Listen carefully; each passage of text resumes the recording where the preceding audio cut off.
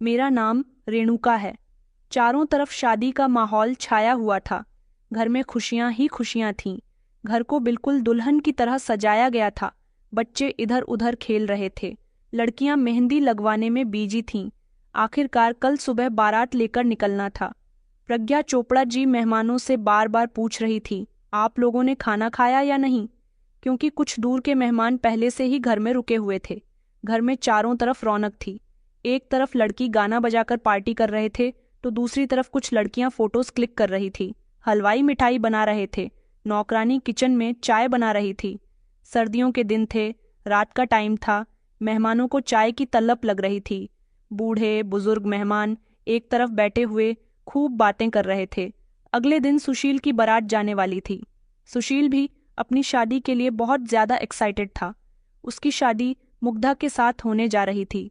सुशील की 3 बहनें थीं, भावना, गौरी, निशा। तीनों ही बहनें अपने भाई की शादी एंजॉय करने के लिए अपने मायके आई हुई थीं। सुबह उन्हें अपने भाई के सर पर सेहरा बांधना था। बारात मौज मस्ती से लेकर निकलनी थी। सुरेश चोपड़ा साहब ने अपने बेटे की शादी में किसी तरह की कोई कमी नहीं छोड़ी थी। आखिरकार सुशील उनका इकलौता बेटा था। सुरेश चोपड़ा जी का परिवार ओडिशा के बलांगीर जिले में पतनगढ़ इलाके में रहता था और ये बात पिछले 6 साल पुरानी है। साल 2018 में चोपड़ा परिवार में खुशियों के दिन आए थे। घर के सबसे बड़े सदस्य सुरेश चोपड़ा जी, जो कि एक कॉलेज में प्रोफेसर की नौकरी किया करते थे, उनकी पत्नी प्रज्ञा चोपड़ा जी एक सरकारी स्कूल की प्रिंसिपल थीं। उनका इकलौता बेटा सुशील चोपड़ा, जो एक सॉफ्टवेयर इंजीनियर था और बेंगलुरु में नौकरी किया करता था, वो पिछले 5 साल से बेंगलुरु में रह रहा था। सुरेश चोपड़ा जी की सबसे बड़ी बेटी भावना की शादी हो चुकी थी और सबसे छोटी बेटी निशा की भी शादी हो गई थी, जबकि गौरी दूसरे नंबर की बेटी थी। गौरी के पेरेंट्स उसकी शादी करवाना चाहते थे, मगर उसे अभी पढ़ाई करनी थी। छोटी बहन निशा का रिश्ता आया तो माता पिता ने उसकी शादी भी कर दी थी। सभी बहनों से सबसे छोटा भाई था सुशील चोपड़ा। तीनों ही बहनों को अपने भाई की शादी का बहुत अरमान था। गौरी फॉरेन कंट्री में पढ़ाई कर रही थी। सुरेश चोपड़े जी की माँ भी उनके साथ रहती थी, जिनकी उम्र 62 वर्ष थी। घर में सब लोग बहुत खुश थे, क्योंकि अब तक घर में बेटियों की तो शादी हो चुकी थी, लेकिन बेटी की शादी पहली बार होने जा रही थी। एक ही बेटा था। सब लोग उसी की शादी में अपने अपने सारे अरमान पूरे कर लेना चाहते थे। उसका रिश्ता बड़े शौक के साथ मुग्धा के साथ शादी से 7 महीने पहले तय हुआ था। मुग्धा बहुत सुंदर थी। मुग्धा को प्रज्ञा जी ने अपनी दोस्त की पार्टी में देखा था, जहां पर मुग्धा अपने परिवार के साथ इनवाइट थी। मुग्धा भी काफी पढ़ी लिखी थी। वो भी अपने माता पिता की इकलौती बेटी थी और एक अमीर फैमिली से बिलोंग करती थी। हालांकि चोपड़ा परिवार में सभी लोग वर्किंग थे, सभी अच्छा खासा कमाते थे। उनके यहाँ भी किसी चीज की कोई कमी नहीं थी। इनका पूरा परिवार एक शरीफ खानदान था। प्रज्ञा चोपड़ा को अपने बेटे सुशील चोपड़ा के लिए मुग्धा बहुत पसंद आ गई थी। इसीलिए उन्होंने अपने बेटे का रिश्ता मुग्धा के साथ तय करने का फैसला किया। वो उसके घर रिश्ता लेकर चली गई थी। मुग्धा के घर वालों को सुशील बहुत पसंद आया था। चोपड़ा परिवार भी उनको अच्छा लगा था, इसलिए उन्होंने अपनी बेटी की शादी सुशील चोपड़ा के साथ करने का फैसला कर लिया था और पूरे 7 महीने के बाद अब उन दोनों की शादी होने वाली थी। उन दोनों का रिश्ता 7 महीने तक लगा रहा था। इसी बीच वो दोनों आपस में एक दूसरे को अच्छी तरह से जान पहचान गए थे। उन दोनों की सगाई भी हुई थी। सुशील और मुग्धा की एक दूसरे के साथ बातचीत भी होती रहती थी। सब कुछ बिल्कुल ठीक चल रहा था। वक्त गुजरता जा रहा था और फिर शादी का वक्त भी आ गया था। 11 जनवरी 2018 को मुग्धा और सुरेश चोपड़ा की शादी का दिन आ गया था। बारात बहुत धूमधाम के साथ मुग्धा कपूर के घर पहुंची थी। मुग्धा के पिता शरीफ इंसान होने के साथ साथ बड़ी सी फैक्ट्री के मालिक भी थे। शादी की सारी रस्में हो चुकी थीं। मुग्धा ने भी अपनी पढ़ाई फौरन से कंप्लीट की थी। उसके माता पिता ने उसकी शादी में कोई कमी नहीं छोड़ी थी। बेटी को ढेर सारा दहेज देने के साथ साथ ढेर सारे जेवरात भी दिए थे। सुशील की तीनों बहनें बहुत खुश थीं। बारात वापस आने के बाद बड़ी खुशी खुशी उन तीनों ने अपनी भाभी का स्वागत किया था। मुग्धा भी इस घर में आने के बाद बहुत खुश थी। आखिरकार मुग्धा को सुशील से मोहब्बत हो गई थी। उन दोनों ने अपनी जिंदगी की शुरुआत कर दी थी। घर में जो मेहमान रुके हुए थे, अगले दिन रिसेप्शन होने के बाद उन्होंने भी एक एक करके अपने घर जाना शुरू कर दिया था। घर से अब धीरे धीरे मेहमान कम होने लगे थे। घर में बेटियां थीं जिन्होंने रौनक लगाई हुई थी, मगर अब वो भी अपने ससुराल जाने की तैयारी कर रही थी। जिंदगी धीरे धीरे रूटीन पर आने वाली थी। नई नवेली दुल्हन के घर में आ जाने से घर वाले बहुत खुश थे। जितने भी गिफ्ट्स आए थे वो भी खोल लिए गए थे। शादी की थकावट बहुत हो गई थी। सब लोग अभी अपने अपने कामों पर नहीं गए थे और घर में ही रहकर ही अपनी थकान उतार रहे थे। गौरी अपने जाने की तैयारी कर रही थी, जबकि निशा भी अपने ससुराल जाने की तैयारी कर रही थी। भावना जी अब भी और अपने मायके में रुकना चाहती थी, क्योंकि उनका घर करीब में ही था। निशा की ससुराल दूर थी। गौरी को फौरन जाना था। 2 दिन और आराम करने के बाद गौरी एयरपोर्ट पर चली गई थी। गौरी को एयरपोर्ट तक छोड़ने के लिए सुरेश चोपड़ा जी चले गए थे और वो गौरी को एयरपोर्ट तक छोड़कर घर वापस आ गए थे। गौरी, जो कि घर से निकल चुकी थी, निशा अपने पति और बच्चों के साथ रेलवे स्टेशन अपने ससुराल जाने के लिए निकल चुकी थी। घर में अब ज्यादा मेहमान नहीं बचे थे। जो मेहमान थे वो भी जा चुके थे। धीरे धीरे घर खाली होने लगा था। कुछ दिन और गुजरने के बाद सब लोग सोचते हैं कि अब थकान काफी हद तक खत्म हो गई है, इसलिए अपने अपने कामों पर जाना बेहतर रहेगा।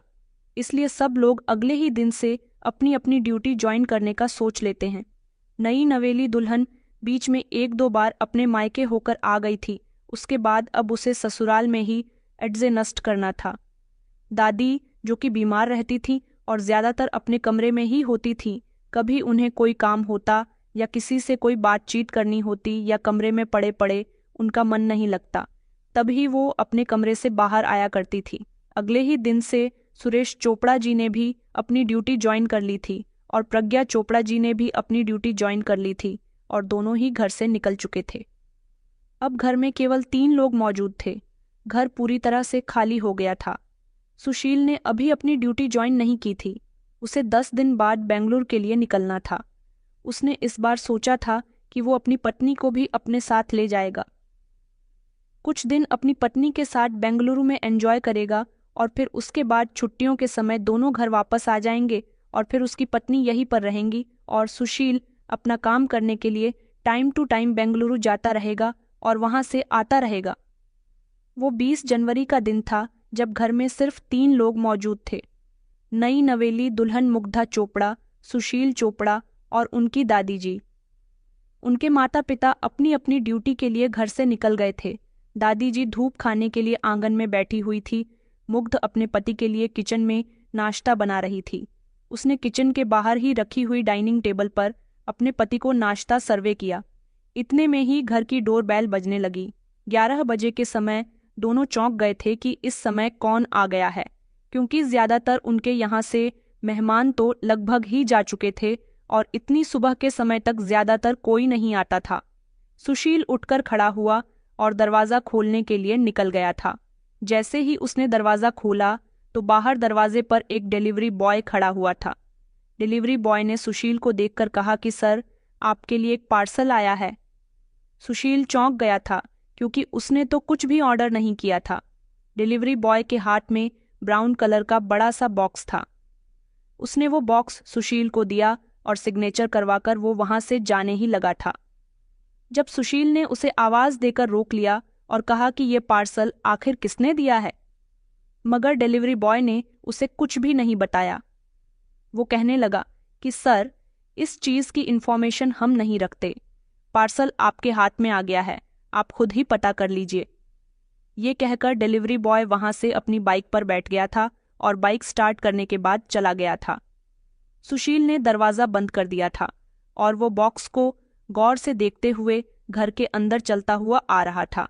इतने में ही दादी जी, जो कि आंगन में बैठी हुई थी, उन्होंने सुशील से कहा कि बेटा, इसमें क्या है। सुशील कहने लगा कि पता नहीं दादी, ये किसने भेजा है, हो सकता है मम्मी पापा का कोई पार्सल हो। फिर सुशील को याद आया कि अभी हाल फिलहाल में उसकी शादी हुई है, शायद किसी ने हमारे लिए शादी का गिफ्ट भेजा होगा। वो उस बॉक्स को लेकर घर के अंदर आ गया था और उस बॉक्स को खोलने की तैयारी कर ही रहा था जब मुग्धा भी उसके करीब आ गई और उसे पूछने लगी कि क्या हुआ सुशील, क्या खोल रहे हो। सुशील कहने लगा कि किसी ने पार्सल भेजा है, यही खोलकर देख रहा हूँ। मुग्धा भी वहीं अपने पति के साथ खड़ी होकर पार्सल पर ध्यान देने लगी। उन दोनों को पार्सल खोलते हुए देखकर दादी जी भी चलते चलते डाइनिंग टेबल पर आ गई थी और पास रखी चेयर पर बैठ गई थी, क्योंकि वो भी ये देखना चाहती थी कि पार्सल में क्या है। उस ब्राउन कलर के पार्सल पर लिखा हुआ था कि ये पार्सल रायपुर से आया है और किसी अंकित अहलूवालिया नाम के आदमी ने भेजा है। सुशील ने अपनी पत्नी की तरफ देखा और कहने लगा कि वैसे तो मैं किसी अंकित अहलूवालिया नाम के इंसान को जानता नहीं हूँ और ना ही मेरा कोई जानने वाला रायपुर में रहता है। बाकी इस पार्सल को खोल कर देख लेते हैं, आखिर पार्सल के अंदर क्या है। सुशील धीरे धीरे उस पार्सल को खोल रहा था।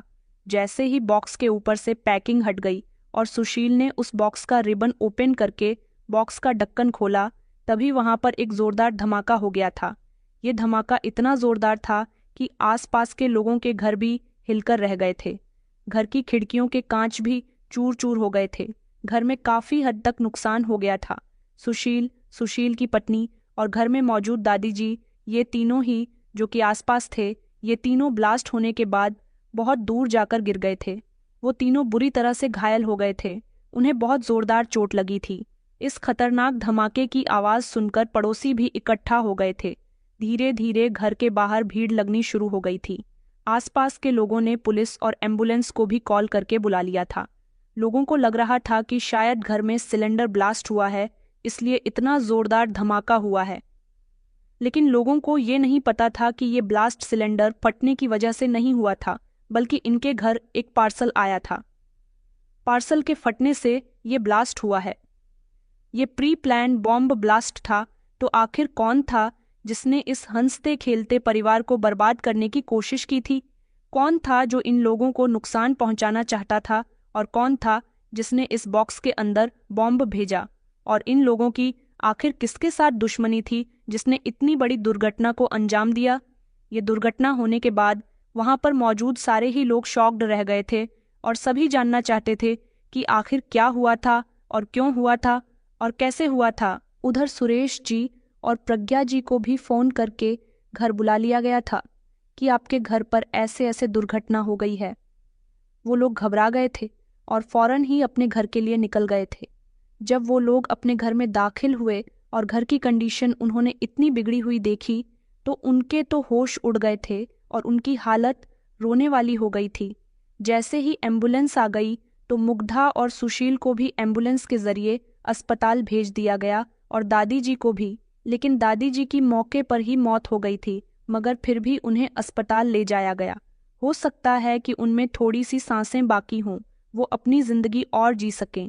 मगर अस्पताल ले जाने के बाद पता चला कि दादी जी इस दुनिया से चली गई, जबकि मुख और सुशील गंभीर अवस्था में अस्पताल में पड़े हुए थे। उनका इलाज शुरू कर दिया गया था। वो दोनों बुरी तरह से झुलस गए थे और उन दोनों को सीरियस चोट भी आई थी। मुग्धा का तो चेहरा और हाथ बुरी तरह से झुलस गए थे।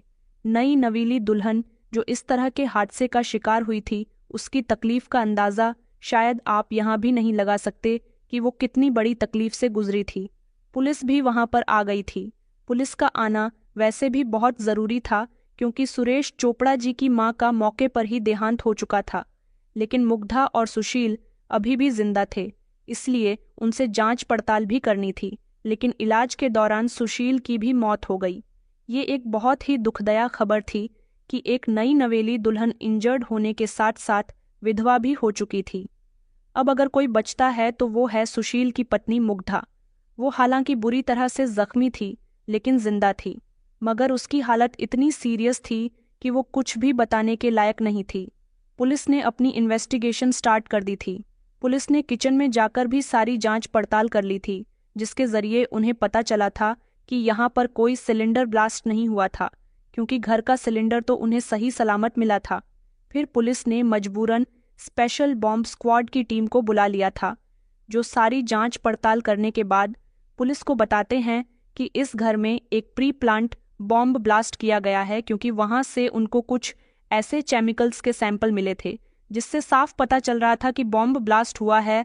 ऐसे केमिकल बॉम्ब बनाने के लिए किए जाते हैं, और इसके बाद पुलिस को ये कंफर्म हो गया था कि प्री प्लान बॉम्ब ब्लास्ट था। अब सवाल ये पैदा होता है कि आखिर ये सब किसने किया था?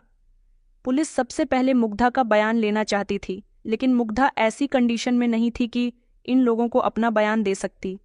वो तो कुछ बोलने की स्थिति में थी ही नहीं। उसके बाद पुलिस ने आसपास के सीसीटीवी कैमरा की फुटेज चेक करना शुरू की।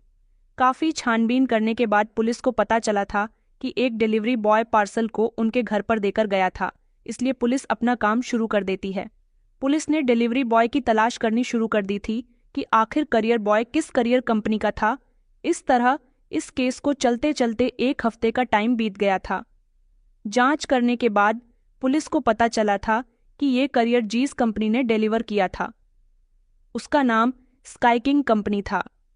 पुलिस फौरन ही स्काई किंग कंपनी के ऑफिस पहुंच गई थी। जिस दिन चोपड़ा हाउस में ब्लास्ट हुआ था, पुलिस ने उस दिन की सारी करियर डिटेल्स निकलवाई। 1 हफ्ता गुजरने के बाद मुग्धा भी इस कंडीशन में आ गई थी कि पुलिस को अपना बयान दे सके, क्योंकि 1 हफ्ते में वो काफ़ी हद तक रिकवर हुई थी। मुग्धा ने भी पुलिस को बताया कि उस दिन स्काई किंग कंपनी की तरफ से एक करियर डिलीवर हुआ था और वो पार्सल सुशील अपने हाथ में लेकर अंदर तक आए थे। वो पार्सल रायपुर से किसी अंकित आहलूवालिया नाम से आया था। सुशील ने बताया था कि वो इस नाम के किसी भी व्यक्ति को नहीं जानते, मगर फिर भी उन्होंने पार्सल खोलकर देखना चाहा कि आखिर उन्हें क्या भेजा गया है। उन्हें लगा कि किसी ने उनके लिए शादी का कोई गिफ्ट भेजा होगा। वो उस पार्सल को खोलकर देख रहे थे, इतने में ही एक जोरदार ब्लास्ट हो गया था। मुग्धा का बयान सुनने के बाद पुलिस दोबारा से करियर कंपनी गई, क्योंकि इस करियर के बारे में तो पुलिस को जानकारी मिल ही गई थी। पुलिस ने डिटेल निकलवाई तो उनको पता चल गया था कि ये करियर रायपुर से आया था और किसी अंकित आहलूवालिया नाम के व्यक्ति ने इसे भेजा था। जब पुलिस ने इस नाम और इस एड्रेस को वेरीफाई किया तो पुलिस को पता चला था कि करियर भेजने वाले ने अपना नाम और एड्रेस गलत बताया था। इसके बाद पुलिस के हाथ कोई भी सफलता नहीं लगी थी। फिर पुलिस ने करियर कंपनी के सीसीटीवी कैमरा को भी खंगालने की कोशिश की थी। वहां पर भी उन्हें सीसीटीवी कैमरा की फुटेज में कोई ऐसा संदिग्ध व्यक्ति नहीं मिला था, क्योंकि इस करियर कंपनी के बाहर भी सीसीटीवी कैमरास ज़्यादा नहीं थे। 1-2 कैमरे तो लगे हुए थे। ये चीज़ें ठीक से डिटेक्ट नहीं हो पा रही थीं। पुलिस को भी कुछ समझ नहीं आ रहा था। केस अभी भी वैसे का वैसा ही था।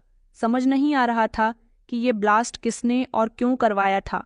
इसके बाद पुलिस ने सुरेश चोपड़ा जी के दोस्तों, रिश्तेदारों से जांच पड़ताल निकालनी शुरू कर दी थी। उसके बाद पुलिस को पता चला कि इस परिवार का तो ना किसी से झगड़ा था और ना ही किसी से दुश्मनी थी। सुरेश चोपड़ा, सुशील चोपड़ा, प्रज्ञा चोपड़ा, बल्कि उनका पूरा ही परिवार बिहेवियर के बहुत अच्छे लोग थे। लेकिन इस पूछताछ में पुलिस को एक छोटा सा क्लू मिल गया था।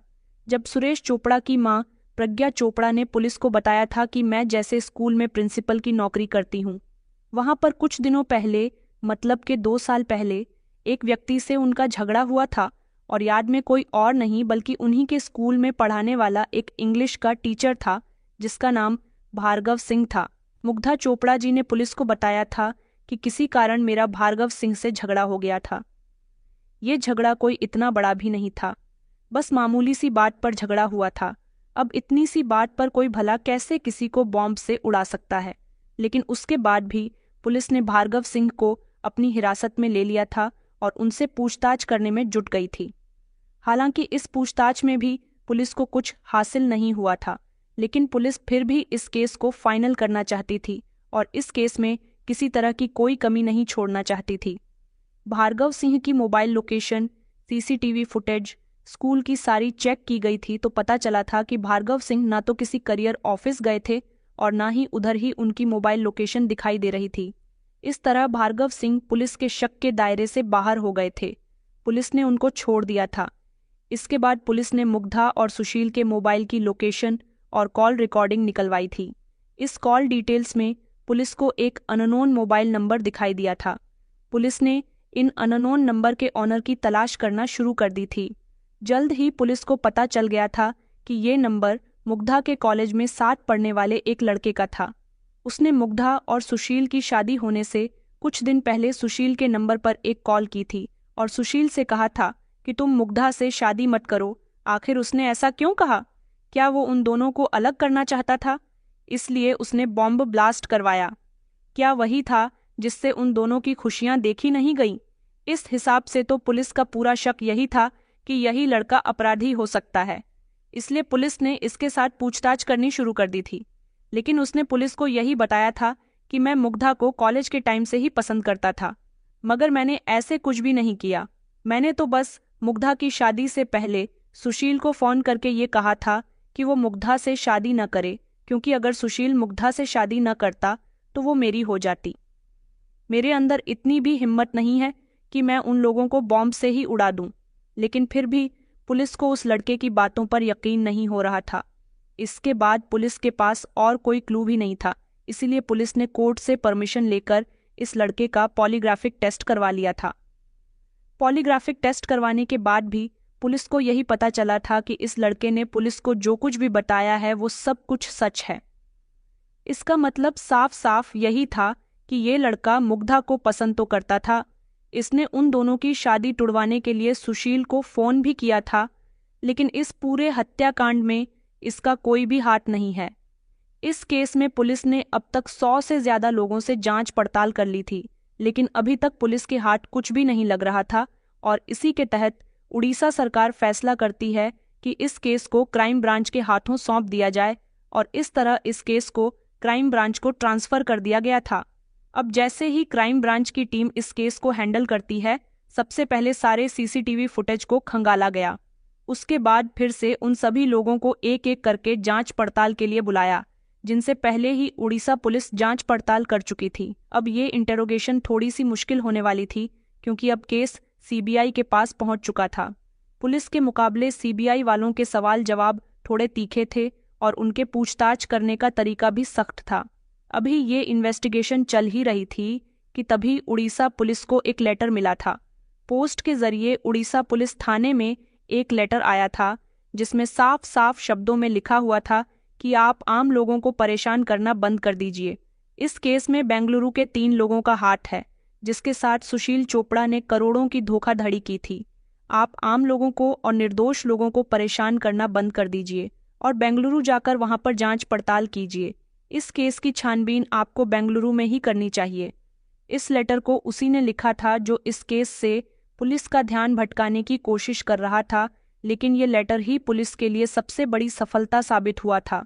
पुलिस के और सीबीआई के ऑफिसर्स ने इस लेटर की फॉरेंसिक जांच करवाई, ताकि इस लेटर से किसी तरह का कोई फिंगरप्रिंट्स मिल सके, मगर ऐसा कुछ भी फॉरेंसिक टीम को नहीं मिला था।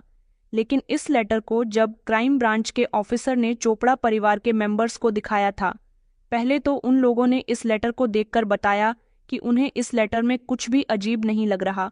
लेकिन जब ये लेटर प्रज्ञा चोपड़ा जिन्हें गौर से देखा, तो वो उस लेटर पर लिखे शब्दों को बार बार पढ़ने की कोशिश करने लगीं, और बार बार पढ़ने से उन्हें एक व्यक्ति पर शक हुआ, और वो व्यक्ति कोई और नहीं बल्कि उन्हीं के स्कूल का इंग्लिश का वो टीचर भार्गव सिंह ही था। पुलिस इससे पहले भी भार्गव सिंह से पूछताछ कर चुकी थी, लेकिन फिर भी पुलिस के हाथ कुछ नहीं लगा था। अब इस बार प्रज्ञा चोपड़ा जी ने पुलिस को बताया था कि इस लेटर को इंग्लिश में टाइप किया गया है, जबकि भार्गव सिंह भी इंग्लिश का ही टीचर था, और एक ही स्कूल में नौकरी करने की वजह से प्रज्ञा चोपड़ा जी की मुलाकात और बातचीत रोज ही भार्गव सिंह से होती थी। इस हिसाब से उन्होंने ये अंदाज़ा लगा लिया था कि इस तरह की बातचीत और लेटर में लिखे हुए शब्द कहीं ना कहीं भार्गव सिंह के बोलचाल के अंदाज से मैच हो रहे हैं। हालांकि ये कोई बहुत बड़ा सबूत नहीं था, लेकिन फिर भी क्राइम ब्रांच के लिए इतना ही सबूत काफ़ी था। उन्होंने तुरंत इस लेटर के आधार पर भार्गव सिंह को अरेस्ट कर लिया था। पुलिस ने जब उसके साथ सख्ती से पूछताछ की तो काफ़ी समय तक तो वो इनकार करता रहा कि उसने कुछ नहीं किया, लेकिन फिर ज्यादा सख्ती से पेश आने पर वो टूट कर रह गया था, और फिर हार कर उसने पुलिस को बता दिया था कि इस पूरे हत्याकांड में उसका ही हाथ है। भार्गव सिंह ने पुलिस को सारी सच्चाई बता दी थी। उसने बताया था कि 2013 में वो उड़ीसा के एक फेमस स्कूल का प्रिंसिपल हुआ करता था। उसी दौरान उस स्कूल में सुशील चोपड़ा की मां प्रज्ञा चोपड़ा जी की एंट्री हो गई थी, और वो पहले से ही भार्गव सिंह की सीनियर थी। इस तरह उस स्कूल में भार्गव सिंह को हटाकर प्रज्ञा चोपड़ा जी को स्कूल की प्रिंसिपल बना दिया गया था। ये सब कुछ भार्गव सिंह को बिल्कुल भी पसंद नहीं आया था। फिर उसके बाद ही वो अपने दिल में प्रज्ञा चोपड़ा के लिए नफरत रखने लगा था। उसी के बाद ही उन दोनों के बीच झगड़े शुरू हो गए थे। फिर भी फाइनली प्रिंसिपल की पोस्ट सुशील चोपड़ा की मां प्रज्ञा चोपड़ा जी को मिल गई थी। वो इस बात से बहुत नाराज था। तभी से उसके अंदर बदले की आग भड़क रही थी। वो किसी भी तरह से प्रज्ञा चोपड़ा से अपना बदला लेना चाहता था और इसी के चलते वो 2013 से लेकर 2018 तक इस बात के इंतजार में था कि उसे कभी कोई ऐसा मौका मिले जिसमें वो प्रज्ञा चोपड़ा से अपना बदला ले सके।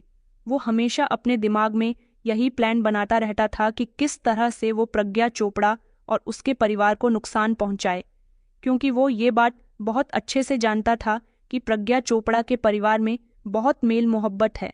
इसलिए वो उनके परिवार को तोड़ना चाहता था, उनके परिवार को और उनको नुकसान पहुंचाकर अपने आप को खुशी पहुंचाना चाहता था। ये मौका फाइनली उसे 2018 में मिल गया था, जब प्रज्ञा चोपड़ा जी के बेटे सुशील चोपड़ा की शादी मुग्धा के साथ होने जा रही थी। इस शादी में भार्गव सिंह भी शामिल था। यहीं पर उसने अपने दिमाग में एक प्लान बनाया कि क्यों ना शादी का एक गिफ्ट बनाकर शादी के कुछ दिनों के बाद उनके घर करियर के जरिए भिजवा दिया जाए। और उसी गिफ्ट को बनाने के लिए काफ़ी दिनों तक उसने इंटरनेट का सहारा लिया था। उसने इंटरनेट पर बहुत सारे वीडियो और बहुत सारे आर्टिकल्स देखे थे जिसमें बॉम्ब बनाने के तरीके सिखाए गए थे। हालांकि वो स्कूल का टीचर था, इसलिए उसे स्कूल आईडी के बॉम्ब बनाने के केमिकल्स भी मार्केट से आसानी से मिल गए थे और उन्हें केमिकल्स की मदद से इंटरनेट पर देख देख कर उसने एक पार्सल बॉम्ब तैयार कर लिया था, जो 20 जनवरी की सुबह 11 बजे डिलीवरी बॉय के जरिए भेज देता है, जिसके ब्लास्ट होने से सुशील चोपड़ा और उसकी दादी की मृत्यु हो गई थी, जबकि उसकी पत्नी को गंभीर चोटें आई थीं। भार्गव सिंह ने पुलिस को बताया था कि उसने इस पार्सल को बनाने के बाद अपना डेली रूटीन भी चालू रखा था ताकि किसी को उस पर शक ना हो। स्कूल से घर आने के बाद उसने अपना मोबाइल ही घर छोड़ दिया था ताकि उसकी मोबाइल लोकेशन चेक ना की जाए। इसलिए वो ऑटो रिक्शा लेकर रेलवे स्टेशन गया और उसने वहां पर अपने चेहरे को अच्छी तरह से कवर कर लिया। उसके बाद वो रायपुर पहुंचा और वहां जाने के बाद उसने स्काई किंग कंपनी की तरफ से पार्सल भेजा। उस कंपनी के ऑफिसेस में नॉर्मली ज़्यादा कैमरे नहीं थे, इसलिए उसने वहां से उस पार्सल को भेजकर हादसे को अंजाम दिया। उसके बाद भार्गव सिंह शक के दायरे से तो बाहर हो गया था, लेकिन जब क्राइम ब्रांच ने दोबारा से जांच पड़ताल शुरू की तो दोबारा से उसे जब इन्वेस्टिगेशन के लिए बुलाया गया था तो वो बहुत परेशान हो गया था और बार बार वो पुलिस को जवाब नहीं दे सकता था। इसी वजह से उसने पुलिस को गुमराह करने की कोशिश की। उसने वो लेटर लिखकर भेजा था कि पुलिस का ध्यान भटक जाए, मगर ऐसा नहीं हुआ था। उड़ीसा पुलिस को वो लेटर भेजने की उसकी सबसे बड़ी गलती थी, जिसकी वजह से वो पकड़ा गया था। उसने फर्जी कहानी बनाकर पुलिस को लेटर के थ्रू सुनाई थी कि ये करोड़ों का घोटाला है जो सुशील चोपड़ा ने किया था, वो भी बेंगलुरु में। इस लेटर की वजह से वो दोबारा से घेरे में आ गया था। अगर भार्गव सिंह वो लेटर पुलिस को न भेजता तो शायद पुलिस उस जैसे अपराधी को कभी न पकड़ पाती और ये केस क्लोज कर दिया जाता और असली कातिल कभी पकड़ा ही नहीं जाता। लेकिन कातिल चाहे जितना भी छुपने की कोशिश कर ले, वो एक न एक दिन पकड़ा ही जाता है। औरत और कातिल कितना भी होशियार हो, गलती करना नहीं भूलता। उसकी ये गलती उसे पकड़वाकर ही छोड़ती है। हमारा इरादा आप लोगों को न तो परेशान करना है, न आपकी भावनाओं को ठेस पहुंचाना है, बल्कि हम अपनी इस कहानी को आप लोगों के साथ शेयर करके आपको यही मैसेज देना चाहते हैं कि आप अपना ख्याल रखें, अपने परिवार का ख्याल रखें, जितना हो सके सतर्क रहने की कोशिश करें। दोस्तों, बदले की भावना और जलन इंसान की सोच को इतना विषैला बना देती है कि वो सही और गलत में फ़र्क करना भूल जाता है। जब हम किसी से जलते हैं या उनके खिलाफ साजिश रचते हैं तो हम न केवल उन्हें चोट पहुंचाते हैं बल्कि अपनी आत्मा और जीवन को भी अंधकार में धकेल देते हैं।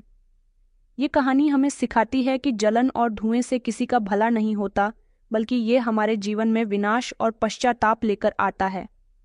दूसरों की सफलता से ईर्ष्या करने के बजाय हमें अपने जीवन में सकारात्मक और मेहनत का सहारा लेना चाहिए। बदले की आंख में जलकर किसी को नुकसान पहुंचाना हमारे चरित्र की कमजोरी को दर्शाता है। जो इंसान अपने अंदर की नकारात्मक को जीत लेता है वही असली विजेता होता है। इसलिए हमें अपने जीवन को दूसरों से तुलना करने और उनसे जलन के बजाय खुद को बेहतर बनाने में लगाना चाहिए।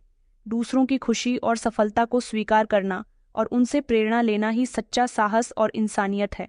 जलन और नफरत सिर्फ तबाही लाती है, जबकि प्रेम, सहनशीलता और परिश्रम जीवन को संवारते हैं। दोस्तों, उम्मीद करती हूँ आपको हमारी कहानी पसंद आई होगी। कहानी पसंद आई है तो वीडियो को लाइक करें, चैनल पर नए हैं तो चैनल को सब्सक्राइब करें। धन्यवाद।